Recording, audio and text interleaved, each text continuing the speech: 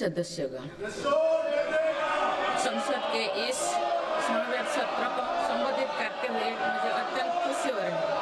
बीता वर्ष भारत के तेज विकास और विरासत के उत्सव के रूप में स्मरणीय रहा है। ये कालखंड अपने साथ अनेक प्रेरणाएं लेकर आया है। इस समय वंदे मातरम के 150 वर्ष होने पर पूरे देश में समारोह आयोजित हो रहा है।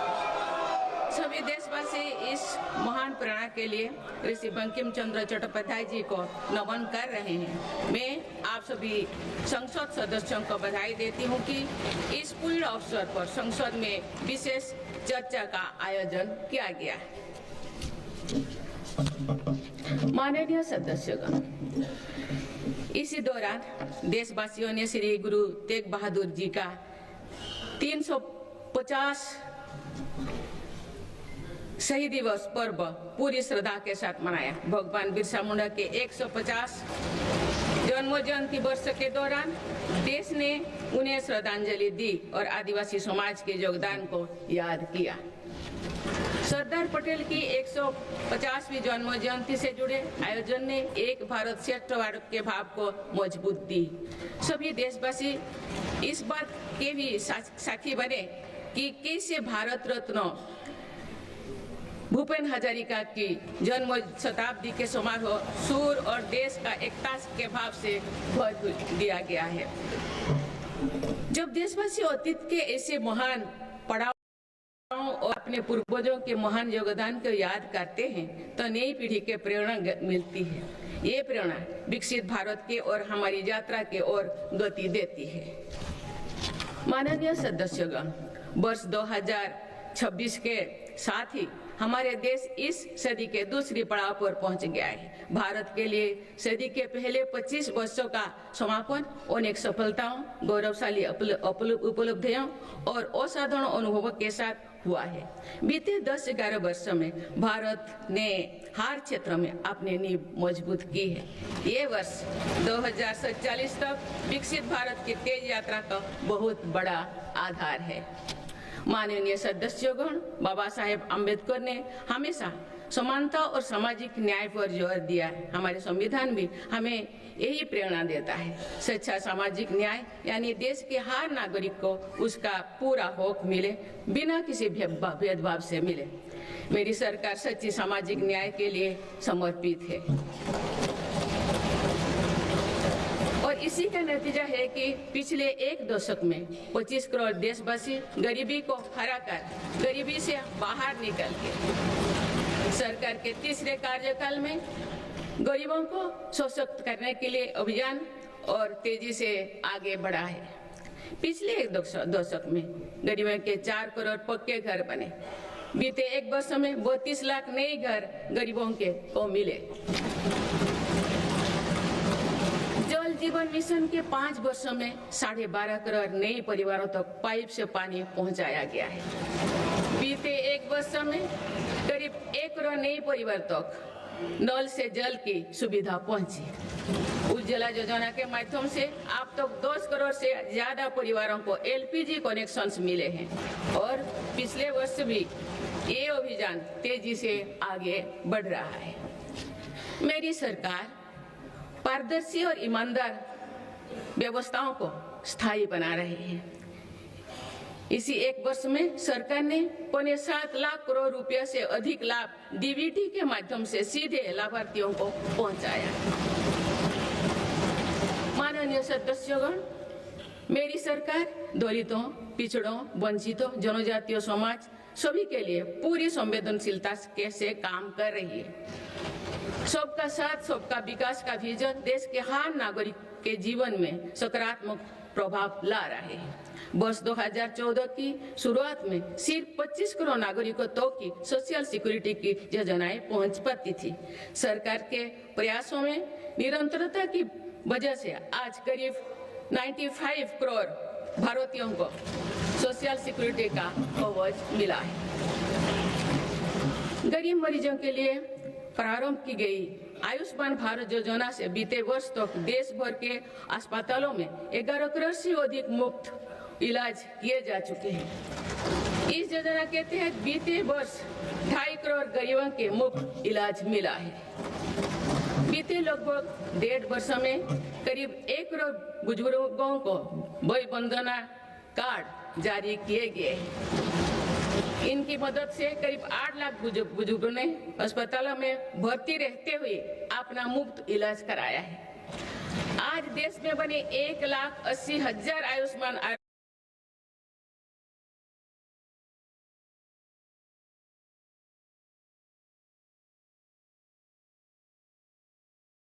पास इलाज मिलना सुनिश्चित हुआ है। मेरी सरकार ने बड़ी बीमारियों के खिलाफ निर्णायक लड़ाई लड़ी है। सिकल सेल एनीमिया उन्मूलन मिशन में 6.5 करोड़ से अधिक नागरिकों का स्क्रीनिंग की गई है। इससे कई जनजातीय इलाकों में इस बीमारी को रोकने में मदद मिली है। मिशन मोड में चलाए जाए गए अभियानों के कारण जापानी इंसेफेलाइटिस जैसे बीमारियों पर प्रभावी नियंत्रण पाया गया है। उत्तर प्रदेश के कई पिछड़े इलाके ग्रामीण क्षेत्रों में इस रोग की प्रभावी रोकथाम सुनिश्चित हुई है। ये गर्व की बात है कि विश्व स्वास्थ्य संगठन में भारत को आंखों का संक्रमण ट्राइकोमा से मुक्त घोषित कर दिया है। मेरी सरकार हर नागरिक को बीमा सुरक्षा देने के लिए भी प्रतिबद्ध है। प्रधानमंत्री जीवन ज्योति बीमा योजना और पीएम सुरक्षा बीमा योजना की इसमें बड़ी भूमिका है। इन योजनाओं से करोड़ों जरूरतमंद नागरिकों को बीमा कवरेज मिला है। इनके तहत 24,000 करोड़ रुपया से अधिक का क्लेम भी दिया गया है। ये योजनाएं संकट के समय करोड़ों गरीबों का संबल बनी है। माननीय सदस्यगण, मुझे ये देखकर संतोष है कि आज देश के युवा, किसान, श्रमिक और उद्यमी विकसित भारत के निर्माण में अपनी भूमिका का लगातार विस्तार कर रहे हैं। बीते वर्ष के उत्साहवर्धक आंकड़े इसका प्रमाण है। पिछले वर्ष में भारत ने रिकॉर्ड 350 मिलियन टन से ज्यादा खाद्यान्नों का उत्पन्न हुआ है। 150 मिलियन टन उत्पादन के साथ भारत दुनिया का सबसे बड़ा चावल उत्पादन देश बन गया है।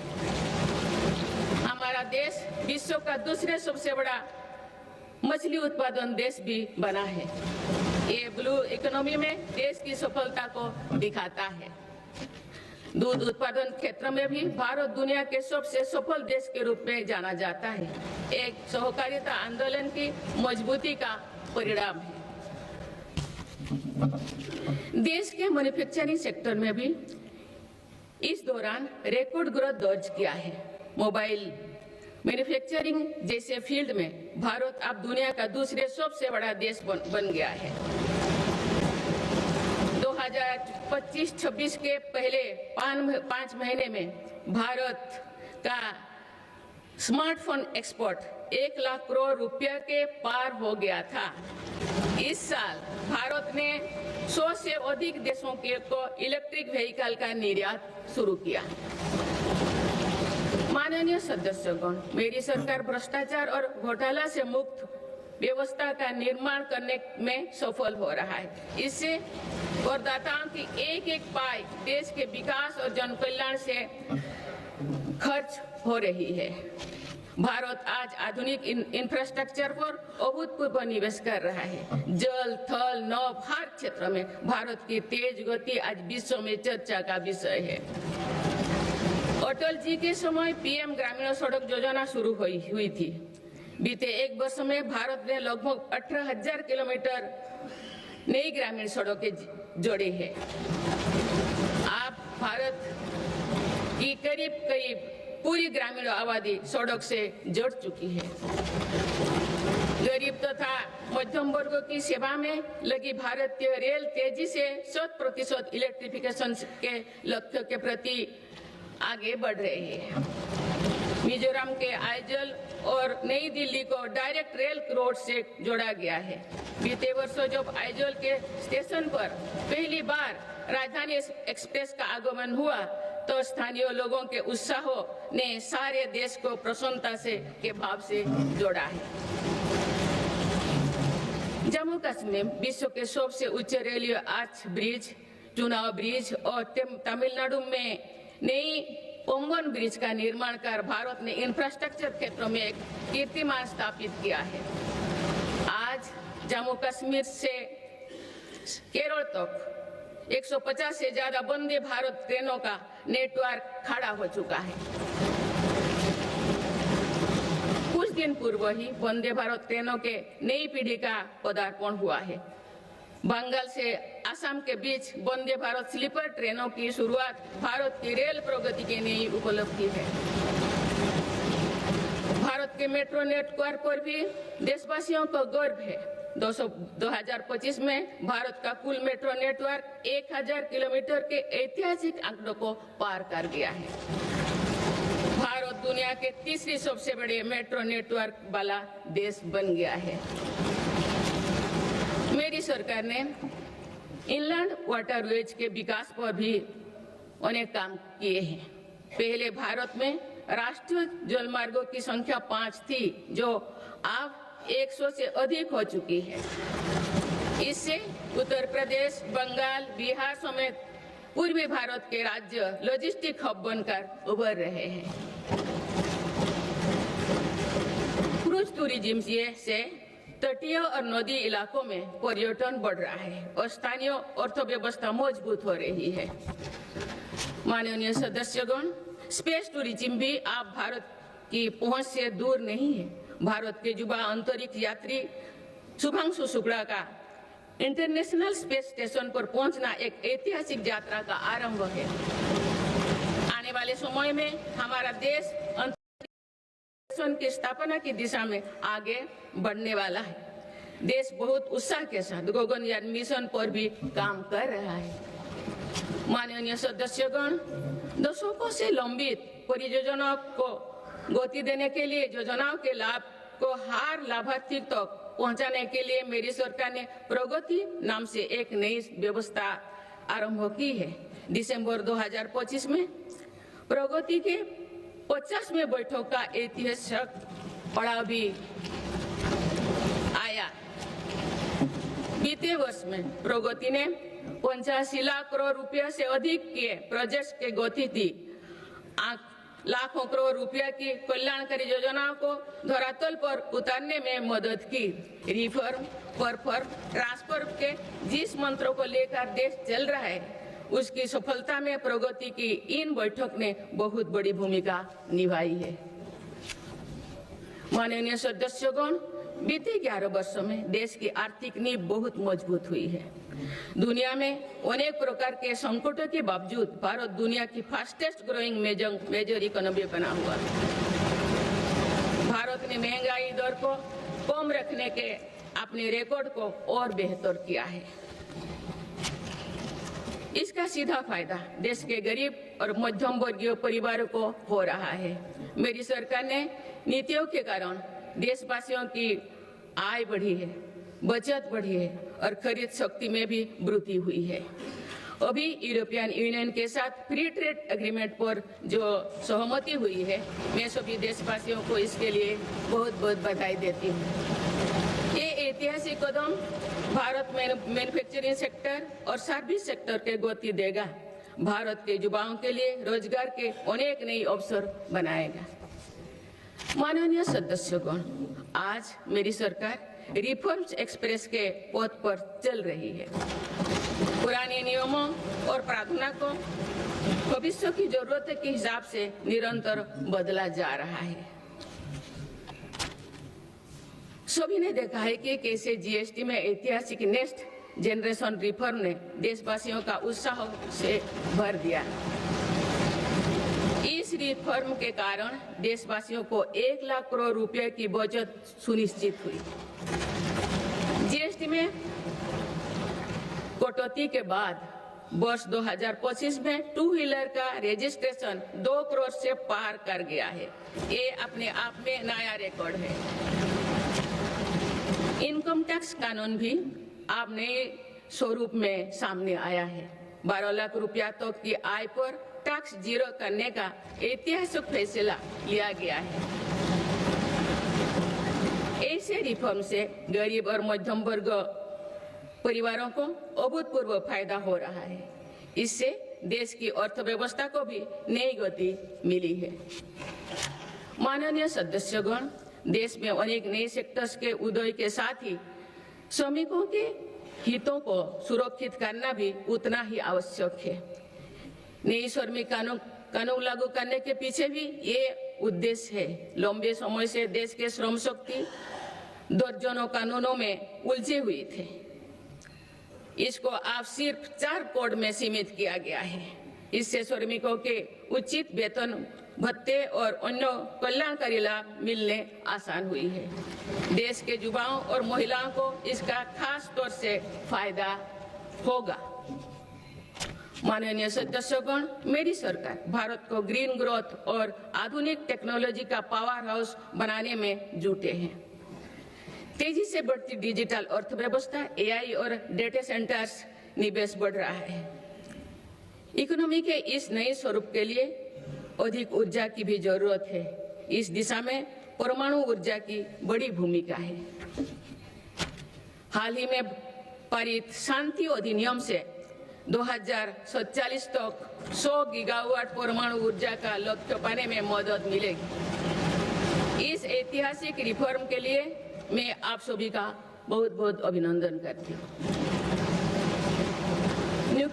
न्यूक्लियर के अलावा भारत सोलर पावर सेक्टर में तेजी से आगे बढ़ रहा है। पीएम सूर्यघर मुक्त बिजली योजना से देश के आम उपभोक्ता आप बिजली के उत्पादक बन रहे हैं। आप तक लगभग 20 लाख रूफटॉप सोलर सिस्टम लगाए जा चुके हैं। इससे लाखों परिवारों के घर में बिजली का उत्पादन बढ़ा है और इन परिवारों के बिजली बिल कम हुई है। इन सभी प्रयासों से भारत एक दशक के अंत तक 500 गीगावाट की रिन्यूएबल एनर्जी कैपेसिटी को लक्ष्य पर जरूर हासिल करेगा।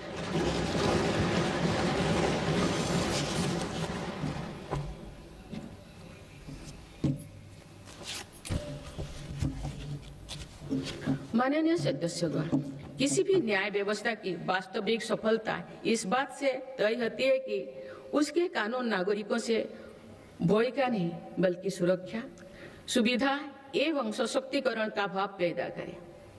इस बात को ध्यान में रखते हुए भारतीय न्याय संहिता को तेजी से लागू किया गया है। साथ ही जन विश्वास कानून का एक और संस्करण भी देश में लाया गया है। अभी तक 300 से अधिक प्रावधानों को अपराधी की श्रेणी से बाहर किया जा चुका है।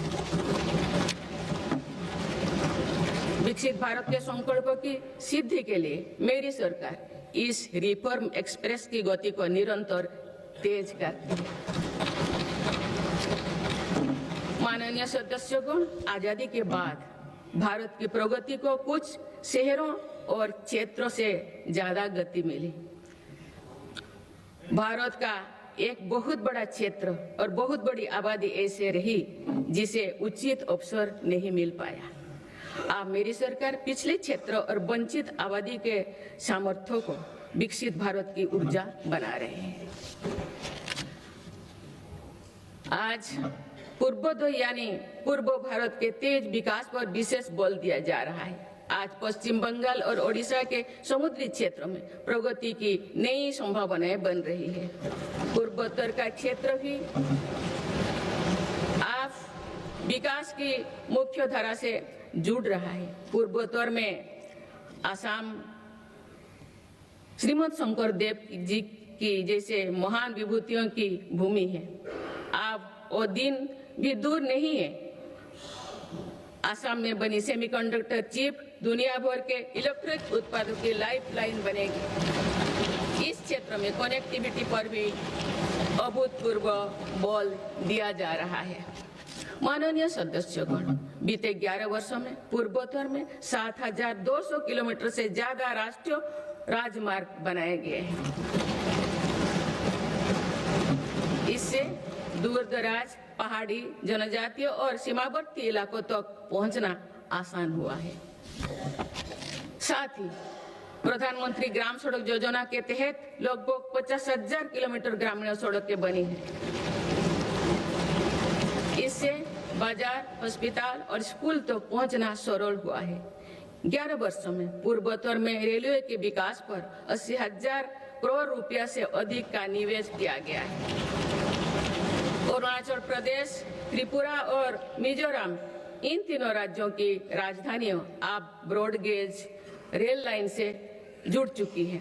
इससे इन इलाकों में आर्थिक प्रगति, रोजगार और पर्यटन उद्योग के लिए नई द्वार खुले हैं। साथ साथ पूर्वोत्तर की आरोग्य और सुरक्षा के लिए भी ये दशक निर्णय का दशक रहा है।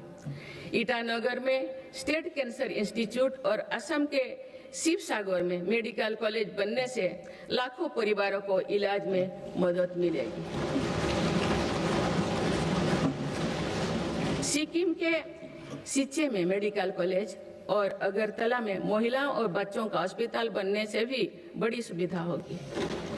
इस तरह के प्रयासों से पूर्वोत्तर में एक बड़ा हेल्थ इंफ्रास्ट्रक्चर तैयार हो रहा है। माननीय सदस्यगण, जो पिछड़ा हो वो मेरी सरकार की प्राथमिकता है। पीएम जनमन योजना, इसी पीएम जनमन योजना आदिवासियों में भी सबसे पिछड़े जनजातियों की 20,000 से ज्यादा गांवों को विकास से जोड़ा जा रहा है। इन गांव में गरीबों के करीब 2.5 लाख घर इसी योजना के माध्यम से बने हैं। धरती आबा जनजातियों ग्राम उत्कर्ष अभियान से भी आदिवासी क्षेत्रों में विकास को अभूतपूर्व गति मिल रही है। इन दोनों योजनाओं पर सरकार 1 लाख करोड़ रुपया से अधिक खर्च कर रही है। पिछले 11 वर्षों में अनुसूचित जाति के लाखों छात्रों को 42,000 करोड़ रुपया से अधिक की पोस्ट मैट्रिक छात्रवृत्ति दी गई है। इससे करीब 5,000 विद्यार्थियों को लाभ हुआ है। 5 करोड़ विद्यार्थियों को लाभ हुआ है। आदिवासी क्षेत्रों में सरकार ने 400 से अधिक एकलव्य आदर्श आवासीय विद्यालय भी खोले हैं। इनमें जनजातीय बच्चों को अच्छी शिक्षा और बेहतर भविष्य मिल रहा है। माननीय सदस्यगण, कृषि का महत्व समझाते हुए संत तिरुवल्लुवर ने कहा था कि समाज के लोग चाहे जिस भी काम से जुड़े हो, हर व्यक्ति का जीवन एक मेहनती किसान के परिश्रम पर निर्भर होता है। इसीलिए मेरी सरकार खुशहाल किसान को विकसित भारत की पहली प्राथमिकता के रूप में देखती है। इसी भावना के साथ सरकार ने पीएम किसान सम्मान निधि जैसे योजना को शुरू किए हैं। अब तो इस योजना से किसानों को 4 लाख करोड़ रुपया से अधिक राशि सीधे उनके खाता में भेजी गई है। मेरी सरकार की सही नीतियों और प्रयासों से आज देश के कृषि उत्पादन तेजी से बढ़ रहा है। वर्ष 2024-25 में खाद्यान्न और बागवानी की फसलों में रिकॉर्ड उत्पादन हुआ है। सरकार इन फसलों का भी उत्पादन बढ़ाने के लिए काम कर रही है, जिसमें अभी तक हमारा कृषि क्षेत्र पीछे था। सरकार की मंशा है कि इससे कृषि उत्पादकों का आयात भी कम हो। खाद्य तेल, तिलहन और दलहन से जुड़े नेशनल मिशन के कारण इन क्षेत्रों में देश आत्मनिर्भरता की ओर बढ़ रहा है।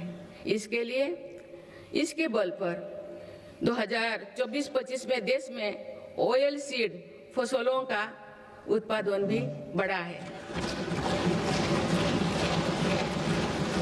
किसानों की अतिरिक्त आय के लिए सरकार द्वारा मिलर्स यानी श्री अन्न को वैश्विक स्तर पर बढ़ावा देने का कार्य भी निरंतर जारी है। माननीय सदस्यगण, आज किसानों को अनाज उत्पादन के साथ ही पशुपालन, मत्स्य पालन और मधुमक्खी पालन से भी आर्थिक प्रगति के रास्ते से जोड़ा जा रहा है। कोस्ट लाइन पर रहने वाले मछुआरों को एक्सक्लूसिव इकोनॉमिक जोन का लाभ देने के लिए नई नीति बनी है।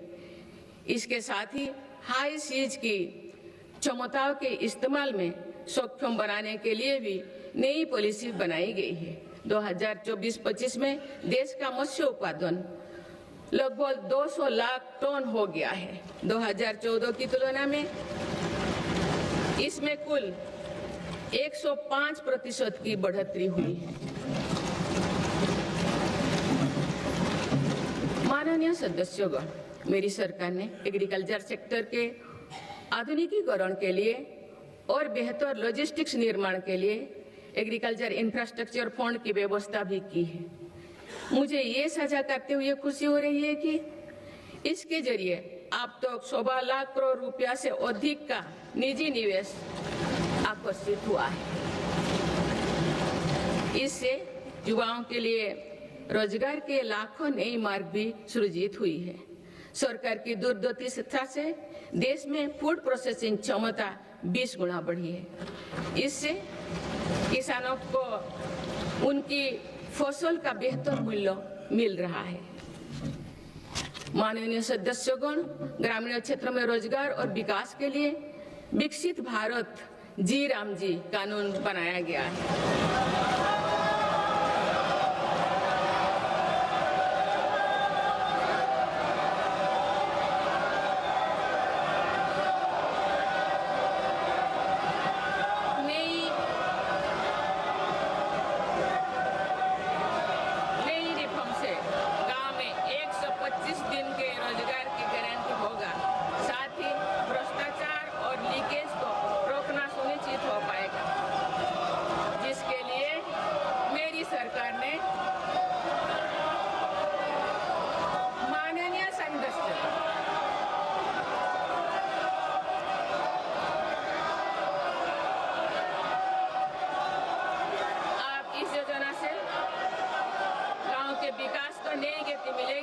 किसान, पशुपालन और मछुआरे साथियों के लिए नई सुविधाएं निर्मित होगी।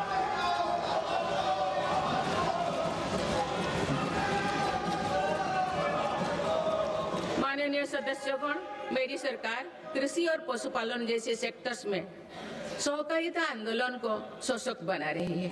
आज त्रिभुवन सहकारी यूनिवर्सिटी से सहकारिता से जुड़े लोगों को सीखने और आगे बढ़ने का मौका मिल रहा है। इसके अलावा 10,000 से ज्यादा FPOs के माध्यम से भी कृषि क्षेत्रों को सशक्त किया जा रहा है। माननीय सदस्यगण, मेरी सरकार स्पष्ट रूप से मानती है कि देश का विकास सभी देशवासियों को आगे बढ़ने का समान अधिकार देकर ही संभव है। इसलिए आज देश वुमेन लेड डेवलपमेंट के मंत्र के साथ आगे बढ़ रहा है। मेरी सरकार ने महिलाओं के लिए समर्पित विशेष योजनाएं बनाए हैं और साथ ही अन्य योजनाओं के केंद्र में भी महिलाओं को रखा है। प्रधानमंत्री आवास योजना से लेकर जल जीवन मिशन तो हर योजना में महिला लाभार्थियों को बड़ी वरीयता मिली है। देश के विकास में महिलाओं की भागीदारी बढ़ाने के लिए मेरी सरकार ने 10 करोड़ महिलाओं को स्वयं सहायता समूह से जोड़ा है। आज देश में लखपति दीदियों की संख्या 2 करोड़ से ज्यादा हो चुका है। बीते एक वर्ष में ही 60 लाख से ज्यादा महिलाएं लखपति दीदी बनी हैं। मेरी सरकार कुल 3 करोड़ महिलाओं को लखपति दीदी बनाने के लक्ष्यों को जल्द प्राप्त करने वाले हैं। माननीय सदस्यगण, नमो ड्रोन दीदी योजना भी देश के सुदूर अंचलों तक महिला सशक्तिकरण का एक पर्याय बनकर उभरी है। ये प्रशिक्षित ड्रोन दीदी अब आधुनिक तकनीक से जरिए एग्रीकल्चर सेक्टर को ट्रांसफॉर्म कर रहे हैं। मेरी सरकार महिलाओं की आर्थिक उन्नति के साथ साथ अनेक पोषण, स्वास्थ्य और शिक्षा जैसी सभी विषयों पर ध्यान दे रही है।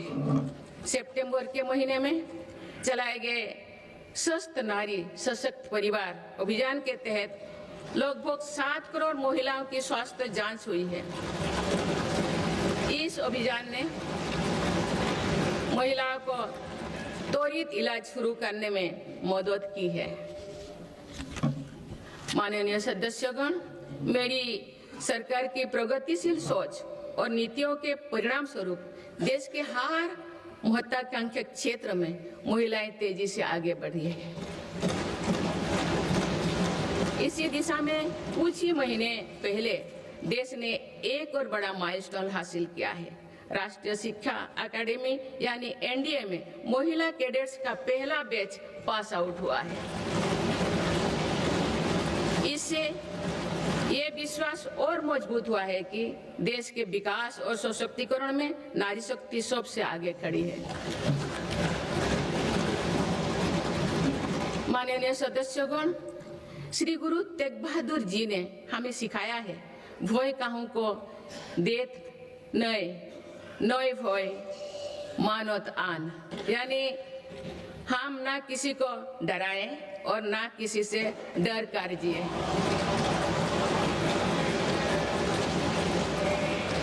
इसी निडर मन से, इसी भावना से देश की सुरक्षा सुनिश्चित कर सकते हैं। भारत ने सिद्ध किया है कि शक्ति का प्रयोग उत्तरदायित्व और विवेक के साथ किया जा सकता है। ऑपरेशन सिंदूर से विश्व ने भारतीय सेना का शौर्य और पराक्रम देखा। हमारे देश ने अपने संसाधनों के बल पर आतंकियों के अड्डे को ध्वस्त कर दिया है।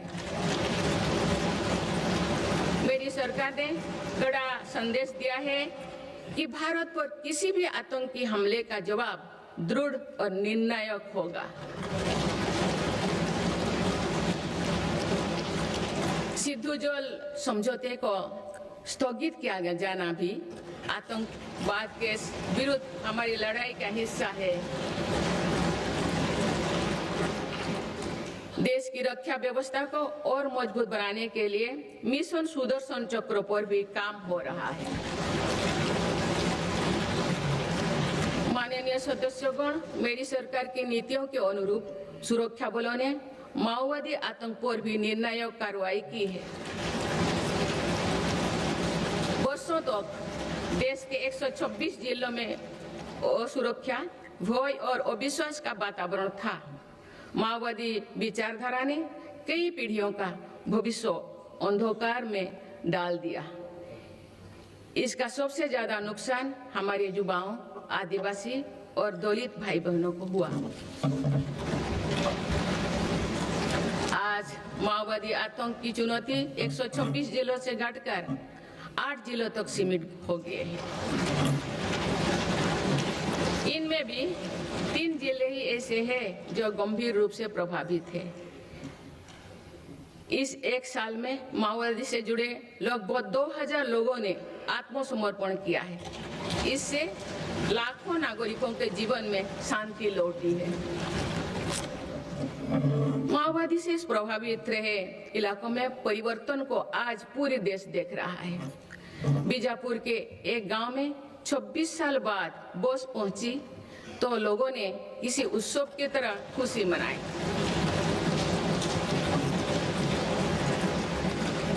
बस्तर ओलंपिक में युवा बढ़ चढ़कर हिस्सा ले रहे हैं। हथियार छोड़ चुकी व्यक्ति आज जगदलपुर में पंडुम कैफे में लोगों की सेवा कर रहे हैं। माननीय सदस्यगण, मेरी सरकार ये सुनिश्चित कर रही है कि जो लोग हथियार छोड़कर मुख्यधारा से जुड़े हैं उनका जीवन पटरी पर लौटे। वो दिन दूर नहीं जो देश से आतंक पूरी तरह से समाप्त हो जाए। माननीय सदस्यगण, गुरुदेव रविंद्रनाथ टैगोर ने कहा था कि आजादी तब तक अधूरी है जब तक आत्मनिर्भरता का जीवन ना जिया जाए। मेरी सरकार भारत को आत्मनिर्भर बनाने की दिशा में निरंतर और ठोस प्रयास कर रहे हैं। आज मेक इन इंडिया के विजन के साथ बने उत्पाद दुनिया के अलग अलग बाजारों तक पहुंच रही है। स्वदेशी को लेकर भी देशवासियों में बहुत उत्साह है। माननीय सदस्यगण, पीएलआई योजना से अभी तक लगभग 2 लाख करोड़ रुपया का निवेश आकर्षित हुआ है। साथ ही 17 लाख करोड़ रुपए से अधिक का उत्पादन हुआ है। भारत का इलेक्ट्रॉनिक सेक्टर अभूतपूर्व गति से विकास कर रहा है। बीते 11 वर्षों में इलेक्ट्रॉनिक्स प्रोडक्शन में 6 गुना वृद्धि हुई है। आज ये 11 लाख करोड़ रुपया का हो चुका है। वर्ष 2025 में भारत का डिफेंस प्रोडक्शन 1.5 लाख करोड़ रुपया से पार हो चुका है और डिफेंस एक्सपोर्ट भी रिकॉर्ड 23,000 करोड़ रुपया से ऊपर चल गया है। ऑपरेशन सिंदूर के बाद made in India defence platform पर भरोसा मजबूत हुआ है। माननीय सदस्यगण, निवेश और निर्यात के मामले में भारत की वैश्विक हिस्सेदारी निरंतर बढ़ रही है। बीते 11 वर्षों में भारत में लगभग $750 बिलियन का एफडीआई आया है। मेरी सरकार भारत में नई सेक्टर्स को प्रोत्साहित दे रही है। आधुनिक मैन्युफैक्चरिंग और भविष्य की टेक्नोलॉजी के लिए माइक्रोचिप में आत्मनिर्भरता बहुत आवश्यक है। वर्ष 2025 में 4 और सेमीकंडक्टर मैन्युफैक्चरिंग यूनिट को मंजूरी दी गई है। भारत में 10 ऐसे फैक्ट्रियां आने वाले समय में अपना काम शुरू करने वाले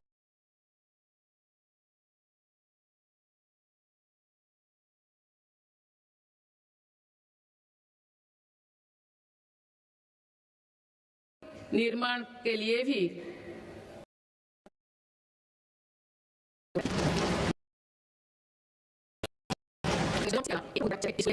किया है।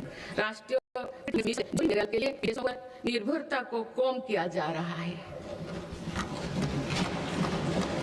माननीय सदस्यगण, अतीत में भारत समुद्री व्यापार की एक महाशक्ति हुआ करता था, लेकिन गुलामी के बाद दशकों की उपेक्षा के कारण आज भारत का 95% व्यापार विदेशी जहाजों पर होता है। इस पर हर वर्ष 6 लाख करोड़ रुपया से अधिक खर्च होते हैं। मेरी सरकार इस स्थिति से देश को बाहर निकालने में जुटी है। शिपिंग सेक्टर के लिए सरकार ने करीब 70,000 करोड़ रुपया का ऐतिहासिक पैकेज घोषित किया है। बड़े जहाजों को इंफ्रास्ट्रक्चर का स्टेटस दिया गया है। इतना ही नहीं, शिपिंग से जुड़ी पुराने कानूनों को भी वर्तमान जरूरतों के हिसाब से बदला गया है।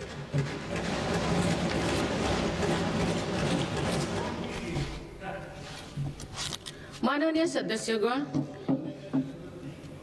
केरल के महान संत श्री नारायण गुरु कहते थे, शिक्षा से ज्ञान प्राप्त करो और संगठन से शक्तिशाली बनो।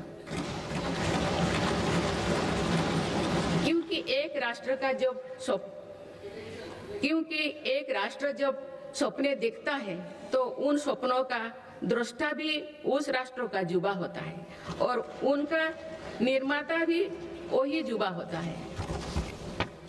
आपको ये जानकर खुशी होगी कि बीते 11 वर्षों में के दौरान देश में सिर्फ इलेक्ट्रॉनिक मैन्युफैक्चरिंग सेक्टर में 25 लाख से अधिक नई रोजगार सृजित हुई है। मेरी सरकार की नीतियों के कारण आज देश में कई नए सेक्टर्स का भी उदय हो रहा है। Semiconductor, green energy, green hydrogen जैसे इन क्षेत्रों में नई रोजगार बन रहे हैं। माननीय सदस्यगण, मेरी सरकार ने बीते वर्षों में आधुनिक इंफ्रास्ट्रक्चर के निर्माण पर 50 लाख करोड़ से अधिक राशि खर्च की है। इंफ्रास्ट्रक्चर पर हुई इस निवेश ने युवाओं के लिए बड़ी संख्या में रोजगार का निर्माण किया है। माननीय सदस्यगण, आज भारत के युवा मन में हम एक और सकारात्मक बदलाव देख रहे हैं। देश का युवा आत्मनिर्भर भारत, स्वदेशी और मेक इन इंडिया को अपनी जिम्मेदारी मान रहे हैं। मुद्रा योजना जैसे प्रयास इन युवाओं में उद्यमिता और स्वरोजगार की भावना को बढ़ावा दे रहे हैं। इस स्कीम के तहत अभी तक 38 लाख करोड़ रुपया से अधिक का फंड छोटे छोटे उद्यमियों को मिला है। करीब 12 करोड़ से अधिक लोन पहली बार स्वरोजगार शुरू करने के लिए दिए गए हैं। इसी तरह पीएम विश्वकर्मा योजना के तहत देश के 20 लाख से अधिक कारीगरों को ट्रेनिंग और बैंक से मदद दी जा रही है। पीएम स्वनिधि योजना के तहत भी रेहड़ी फुटपाथ पर काम करने वाले 72 लाख लोगों को 16,000 करोड़ रुपया की मदद मिल चुकी है। माननीय सदस्यगण, अभी हाल ही में स्टार्टअप इंडिया प्रोग्राम ने अपने 10 लाख पूरे किए हैं। इन 10 साल पूरे किए हैं। इन 10 वर्षों में भारत दुनिया का तीसरा बड़ा स्टार्टअप इकोसिस्टम बन गया है। एक दशक पहले तक देश में 500 से भी कम स्टार्टअप थे। आज देश में लगभग 2 लाख स्टार्टअप पंजीकृत हो चुके हैं। पिछले साल ही करीब 50,000 नए स्टार्टअप्स पंजीकृत हुई है। हमारे स्टार्टअप नेटवर्क में 20 लाख से अधिक युवा काम कर रहे हैं। इन स्टार्टअप्स में से 45% में कम से कम एक डायरेक्टर महिला है।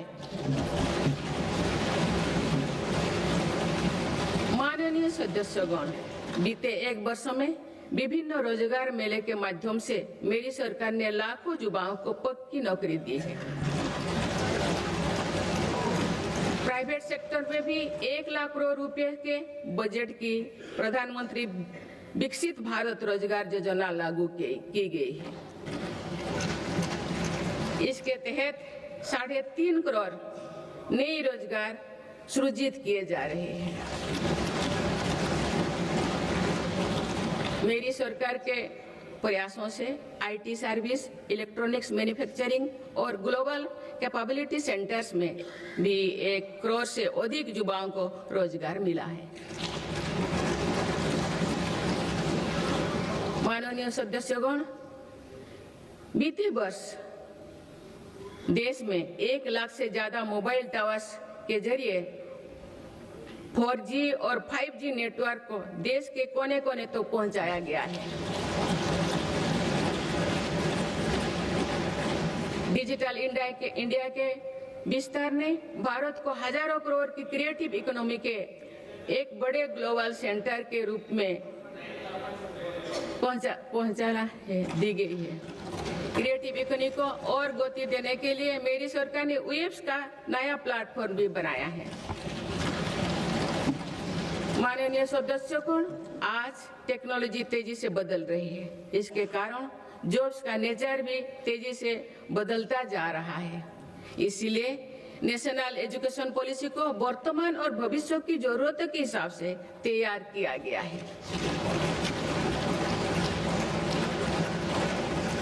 आज स्कूल के स्तर से भी बच्चों में टेक्नोलॉजी और इनोवेशन का माइंडसेट बनाया जा रहा है। इससे अटल इनोवेशन मिशन प्रभावी काम कर रहे हैं। अभी तक देश भर में 1 करोड़ से अधिक विद्यार्थियों को अटल टिंकरिंग लैब्स का लाभ मिल चुका है। इसके अलावा राष्ट्रीय अनुसंधान फाउंडेशन के माध्यम से भी रिसर्च और डेवलपमेंट के कल्चर को गति मिल रही है। माननीय सदस्यगण, देश के आईटीआई नेटवर्क को अपग्रेड करने के लिए 1000 आईटीआई को फ्यूचर रेडी बनाया जा रहा है। इस पर पीएम सेतु योजना के तहत 60,000 करोड़ रुपया खर्च किए जा चुके हैं। मेरी सरकार आधुनिक टेक्नोलॉजी के लिए एक इंडस्ट्री रेडी वर्कफोर्स तैयार कर रही है। अब तो 60,000 युवाओं को सेमीकंडक्टर उद्योग के लिए प्रशिक्षित किया जा चुका है। 10 लाख युवाओं को एआई के क्षेत्र में प्रशिक्षण दिया जा रहा है।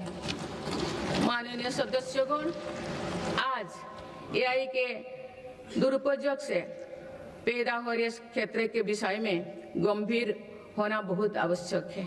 डीप फेक, मिस इन्फॉर्मेशन और फेक कंटेंट लोकतंत्र, सामाजिक सौहार्द और जनता के विश्वास के लिए बड़ा खतरा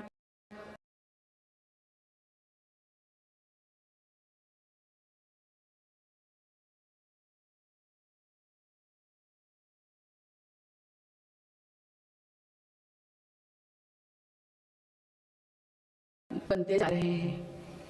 इस गंभीर विषय पर आप सभी को मिलकर विचार करना चाहिए।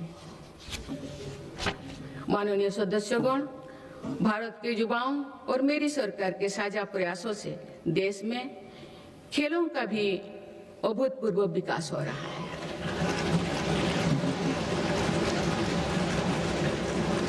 जिस प्रकार हमारे बेटियों का और हमारे दिव्यांग साथियों का प्रदर्शन हो रहा है वो शानदार है।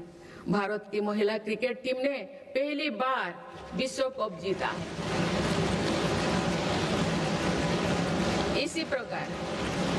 इसी प्रकार ब्लाइंड वुमेन क्रिकेट टीम ने भी वर्ल्ड कप जीता। मैं अपनी बेटियों को बहुत बहुत शुभकामनाएं देती हूँ। इसी तरह आगे बढ़ते रहे। सदस्यगण, बीते दशक में भारत में खेल से जुड़े हर व्यवस्था में रिफॉर्म किए गए हैं। मेरी सरकार ने खेलो भारत नीति बनाए हैं और खेलों से जुड़े संस्थानों को पारदर्शी बनाया जा रहा है। हमारी तैयारियां और आत्मविश्वास का परिणाम है कि भारत को 2030 कॉमनवेल्थ गेम्स की मेजबानी का दायित्व दिया जा रहा है। आप सबको सहयोग करना है। मुझे विश्वास है कि देश की एक समर्थ युवा शक्ति विकसित भारत के निर्माण में निर्णायक भूमिका निभाएगी। मेरी सरकार ने देश की युवा शक्ति को राष्ट्र चिंतन से जोड़ने के लिए विकसित Bharat young leaders dialogue platform भी शुरू किया है। इस वर्ष इस मंच से करीब 50 लाख नौजवानों ने रजिस्ट्रेशन किया। अभी तक माई भारत संगठन से भी करीब 2 करोड़ युवा जुड़ चुके हैं। माननीय सदस्यगण, आप सब जानते हैं कि इस समय विश्व एक कठिन कालखंड से गुजर रहा है। लंबे समय से चले आ रहे वैश्विक समीकरण भी आज बदल रहे हैं। युद्ध की अनिश्चितताओं ने भी वैश्विक स्थिरता और वैश्विक अर्थव्यवस्था को संकट में डाल रखा है। इन सब परिस्थितियों के बीच भी भारत तेज गति से विकास की राह पर आगे बढ़ रहा है। भारत की इस सफलता के पीछे मेरी सरकार की संतुलित विदेश नीति और दूरगामी सोच की बड़ी भूमिका है। माननीय सदस्यगण, वर्तमान की जटिल वैश्विक परिस्थितियों में भारत विश्व में एक सेतु की भूमिका निभा रहा है।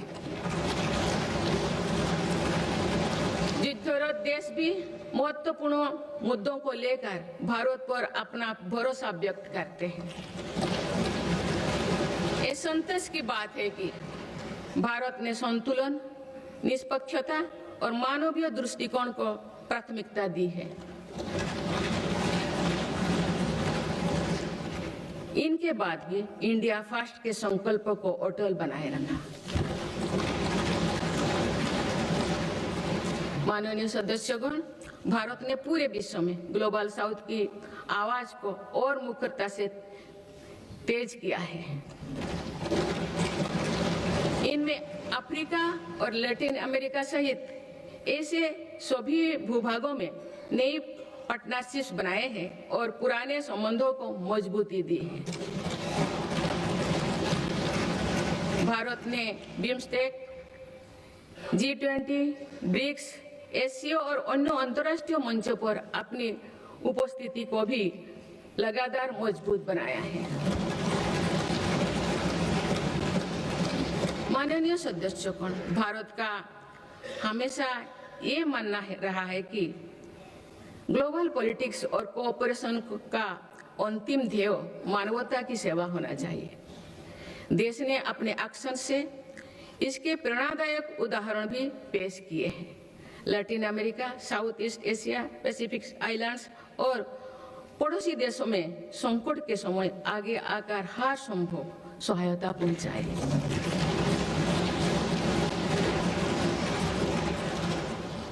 नवंबर 2025 में श्रीलंका में साइक्लोन दितबाह के दौरान मेरी सरकार ने ऑपरेशन सागर बंधु चलाया है। हमारे देश ने म्यांमार और अफगानिस्तान में भी फास्ट रेस्पॉन्डर की भूमिका निभाई है।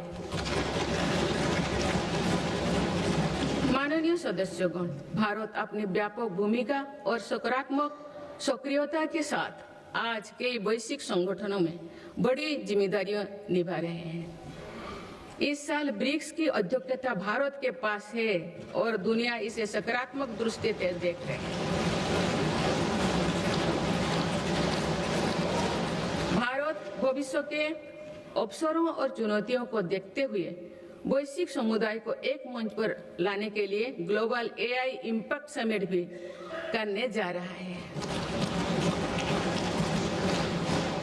ये आयोजन भी दुनिया के लिए एक महत्वपूर्ण इवेंट साबित होगा। माननीय सदस्यगण, विकसित भारत के लक्ष्य तक पहुंचने के लिए जितना महत्व आधुनिक विकास को देना है, उतना ही महत्व अपने राष्ट्रीय आत्मसम्मान और सांस्कृतिक स्वाभिमान को भी देना है। सांस्कृतिक दृष्टिकोण से भारत विश्व के समृद्धतम देशों में से एक है। मेरी सरकार इस विरासत को देश की ताकत बनाने के लिए काम कर रही है। गुलामी के कालखंड में मकाले के षड्यंत्र द्वारा भारत के लोगों में हीन भावना में भरने काम किया गया था। आप आजादी के बाद पहली बार मेरी सरकार ने ही उसे तोड़ने का साहस किया है।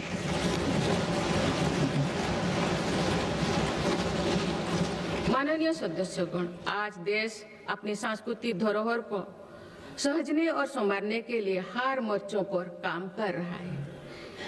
इसी दिशा में मेरी सरकार के प्रयासों से 100 वर्षों बाद भगवान बुद्ध के पवित्र अवशेष वापस भारत लौटे।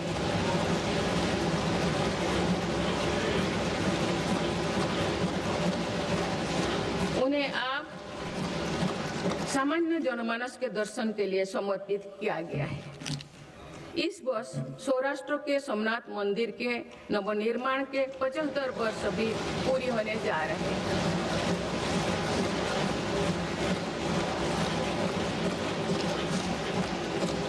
सोमनाथ मंदिर पर हुए आक्रमण के बाद 1000 वर्षों की यात्रा भारत की धार्मिक निष्ठा, समानता, संस्कृति और चिरस्थायी का प्रतीक है।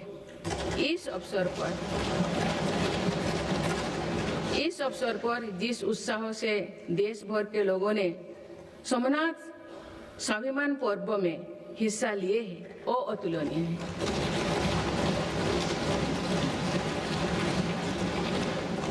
कुछ ही समय पूर्व राजेंद्र चल द्वारा गंगईकोंडा चोलापुरम की स्थापना की भी 1000 वर्ष पूरी हुई।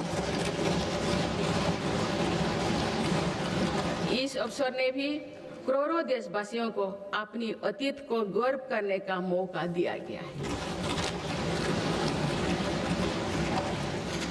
माननीय सदस्यगण, हमारा भारत प्राचीन ज्ञान विज्ञान का केंद्र रहा है। ये ज्ञान विज्ञान प्राचीन पांडुलिपियों के रूप में हजारों वर्षों से पीढ़ी दर पीढ़ी सुरक्षित होता आया, परंतु विदेशी आक्रमणों और आजादी के बाद की उपेक्षा के कारण इस संपदा को बड़ा नुकसान हुआ है। आप मेरी सरकार इस ज्ञान भंडार का संरक्षण करने जा रहे हैं।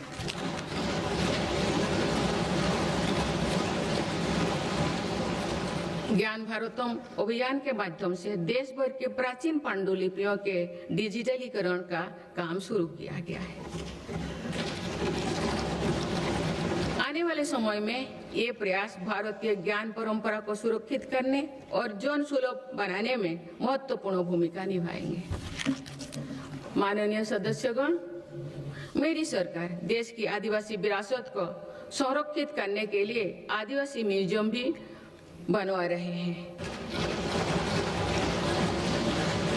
इसी क्रम में हाल ही में छत्तीसगढ़ में शहीद वीर नारायण सिंह आदिवासी स्वतंत्रता संग्राम सेनानी संग्रहालय को लोकार्पित किया गया है। मुझे एक कहते हुए प्रसन्नता हो रही है कि मेरे सरकार ने देश के संविधान का संताली भाषा में अनुवाद करवाया है और आदिवासी समाज का गौरव बढ़ाया है। माननीय सदस्यगण, जब हम अपने परंपराओं और संस्कृति का सम्मान करते हैं तो विश्व भी उसका सम्मान करता है। पिछले साल यूनेस्को ने हमारे पर्व दीपावली को अपनी intangible cultural heritage of humanity की लिस्ट में शामिल किया है। दीपावली की पूरी दुनिया में बढ़ती लोकप्रियता के साथ ही यूनेस्को द्वारा उसका रिकॉग्निशन हम सब भारतीयों के लिए गर्व की बात है।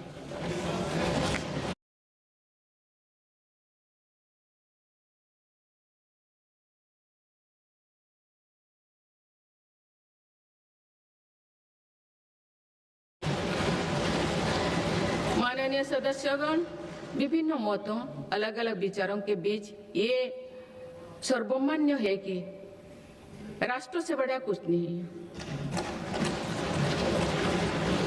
पूज्य महात्मा गांधी, नेहरू जी, बाबा साहेब, सरदार पटेल, जेपी जी, लोहिया जी, पंडित दीनदयाल उपाध्याय, अटल जी सभी इसी विचार के रहे हैं कि लोकतंत्र में विषय पर भेदभाव होना स्वाभाविक है, लेकिन कुछ विषय मतभेदों से परे होना चाहिए।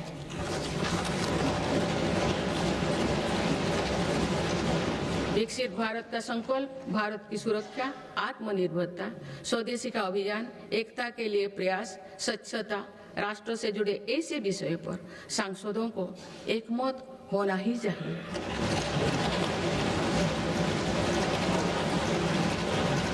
हमारी संविधान की भावना भी यही है।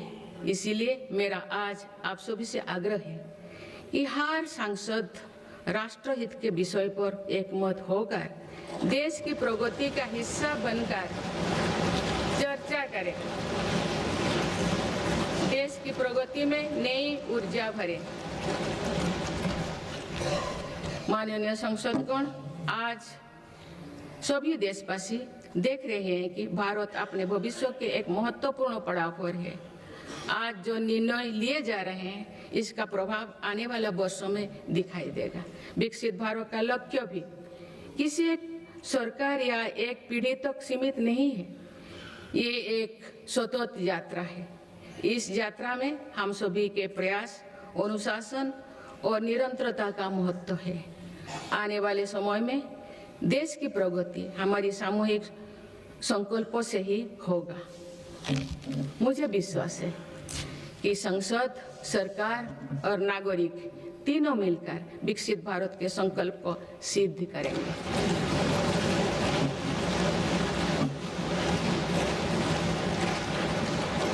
हम भारतवासी राष्ट्रहित को सर्वोपरि रखते हुए संवैधानिक मूल्यों के साथ आगे बढ़ेंगे। सभी देशवासी अपने कर्तव्यों का निर्वहन राष्ट्रहित, राष्ट्र कल्याण में करेंगे। इसी विश्वास के साथ मैं सभी सांसदों को एक सफल और सार्थक सत्र के लिए बहुत बहुत शुभकामनाएं देती हूँ। धन्यवाद। जय हिंद, जय भारत।